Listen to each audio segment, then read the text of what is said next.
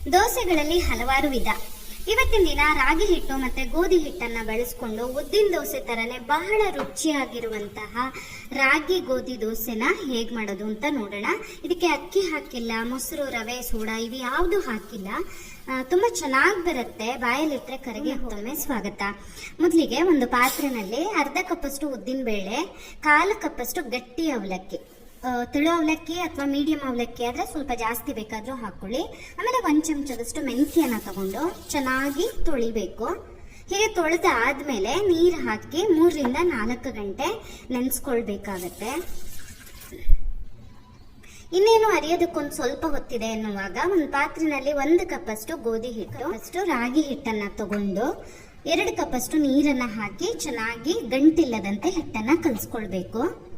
ನೀವು ನಾನು ಮಾಡ್ತಾ ಇರೋ ತರ ಹಾಗೆ ಪಾತ್ರೆನಲ್ಲಿ ಬೇಕಾದ್ರೂ ಕಲಿಸ್ಬೋದು, ಅಥವಾ ಮಿಕ್ಸಿ ಜಾರಿಗೆ ಒಂದು ಸುತ್ತು ಹಾಕಿನೂ ಹಿಟ್ಟನ್ನ ತಯಾರಿಸ್ಕೊಳ್ಬೋದು. ಆವಾಗ ಗಂಟೆಲ್ಲ ಇಲ್ಲದೆ ಸುಲಭವಾಗಿ ಹಿಟ್ಟನ್ನ ತಯಾರಿಸ್ಕೊಳ್ಳೋಕ್ಕಾಗತ್ತೆ. ನೋಡಿ, ಹೀಗೆ ಹಿಟ್ಟನ್ನ ಕಲಸಿ ಆದ್ಮೇಲೆ ಇಲ್ಲಿ ಅಷ್ಟೊತ್ತಿಗೆ ಉದ್ದಿನ ಬೇಳೆ ಎಲ್ಲ ನೆಂದಿರತ್ತಲ್ಲ, ಅದನ್ನ ಮಿಕ್ಸಿ ಜಾರಲ್ಲಿ ತಗೊಂಡು ಅಗತ್ಯ ಇರೋಷ್ಟು ನೀರನ್ನ ರುಬ್ಕೊಳ್ಬೇಕಾಗತ್ತೆ. ಇದಕ್ಕೆ ನೆನೆಸೋ ಟೈಮು ಸ್ವಲ್ಪ ಕಡಿಮೆ, ಬರೀ ಉದ್ದಿನ ಬೇಳೆ ಒಂದು 3 ಗಂಟೆ ನೆನೆಸ್ಕೊಂಡ್ರು ಸಾಕು. ನೀವು ಸಂಜೆ ಅಷ್ಟೊತ್ತಿಗೆ ನೆನಪು ಮಾಡ್ಕೊಂಡ್ರೆ ನೆನೆಸಿ ಒಂದು 3 ಗಂಟೆ ಬಿಟ್ಟು ರುಬ್ಬಿ ಮಾರನೇ ದಿವಸ ಬೆಳಿಗ್ಗೆಗೆ ದೋಸೆನ ಮಾಡ್ಕೊಳ್ಬೋದು. ರುಬ್ಬಿರೋ ಉದ್ದಿನ ಬೇಳೆ ಮತ್ತೆ ಅವಲಕ್ಕಿ ಎಲ್ಲ ಇದೆಯಲ್ಲ, ಅದನ್ನ ನಾನು ರಾಗಿ ಹಿಟ್ಟು ಮತ್ತೆ ಗೋಧಿ ಹಿಟ್ಟು ಕಲಸಿಟ್ಟಿದ್ವಲ್ಲ ಆ ಪಾತ್ರೆಗೆ ಹಾಕಿ ಎಷ್ಟು ಬೇಕೋ ಅಷ್ಟು ನೀರನ್ನ ಸೇರಿಸಿ ಈ ರೀತಿ ಚೆನ್ನಾಗಿ, ತುಂಬಾ ನೀರೇನು ಹಾಕೋದು ಬೇಡ.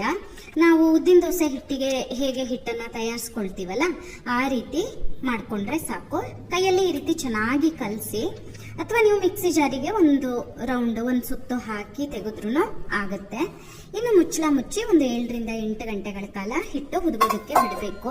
ಬೇಸಿಗೆಗಾಲ ಆಗಿರೋದ್ರಿಂದ ಹಿಟ್ಟು ಚೆನ್ನಾಗಿ ಹುದುಗಿ ಹೊರಗಡೆ ಎಲ್ಲ ಬಂದ್ಬಿಟ್ಟಿತ್ತು. ಸೊ ನಾನು ತೆಗೆದು ನೋಡಿ, ರುಚಿಗೆ ತಕ್ಕ ಹಾಗೆ ಉಪ್ಪನ್ನ ಸೇರಿಸಿ ಚೆನ್ನಾಗಿ ಕಲಸಿ. ಚಳಿಗಾಲ ಆದ್ರೆ ಸ್ವಲ್ಪ ಬೆಚ್ಚಗಿರೋ ಜಾಗದಲ್ಲಿ ಇಟ್ಟು ಚೆನ್ನಾಗಿ ಹುಳಿ ಬರ್ಸ್ಕೊಂಡ್ರೆ ಆಯ್ತು.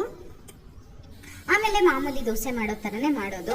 ಈ ಉದ್ದಿನ ದೋಸೆ, ಅಕ್ಕಿಯಿಂದ ಮಾಡಿರೋ ಉದ್ದಿನ ದೋಸೆ ಇದೆಯಲ್ಲ, ಅದಕ್ಕೆ ಹೋಲಿಸಿದ್ರೆ ಈ ಹಿಟ್ಟು ಸ್ವಲ್ಪ ಚೆನ್ನಾಗಿ ಹುದುಗುತ್ತೆ, ಚೆನ್ನಾಗಿ ಹುಳಿ ಬರುತ್ತೆ. ಮೇಲಿಂದ ತುಪ್ಪ ಅಥವಾ ಎಣ್ಣೆ ಹಾಕಿ ಕಾಯಿಸಿದ್ರೆ ಆಯ್ತು. ಇದು ಹೇಗಂದ್ರೆ, ಈ ದೋಸೆ ಹೊರಗಡೆಯಿಂದ ತುಂಬಾ ಗರಿ ಗರಿ ಅನ್ಸುತ್ತೆ, ಆದ್ರೆ ಮೃದುವಾಗಿರುತ್ತೆ, ಚೆನ್ನಾಗಿ ಮುರಿಯೋದಕ್ಕೆ ಬರುತ್ತೆ. ಆ ರೀತಿಯ ದೋಸೆ ಇದು. ಮಾಮೂಲಿ ಉದ್ದಿನ ದೋಸೆ ತರ ನಾವು ಮಾಡ್ಬೋದು, ಅಥವಾ ಸೆಟ್ ದೋಸೆ ತರ, ಸ್ಪಾಂಜಿ ದೋಸೆ ತರ ಹೀಗ್ ಬೇಕಾದ್ರೂ ಮಾಡ್ಕೊಳ್ಬಹುದು. ಯಾವುದೇ ಚಟ್ನಿ ಜೊತೆ ಬಡಿಸ್ಬೋದು. ಅಕ್ಕಿ ತಿನ್ನೋದಕ್ಕೆ ಇಷ್ಟ ಇಲ್ಲ ಅನ್ನೋರು ಖಂಡಿತ ಈ ದೋಸೆನ ಟ್ರೈ ಮಾಡಿ. ನಿಮ್ಗೆ ಈ ವಿಡಿಯೋ ಇಷ್ಟ ಆದಲ್ಲಿ ಲೈಕ್ ಮಾಡಿ.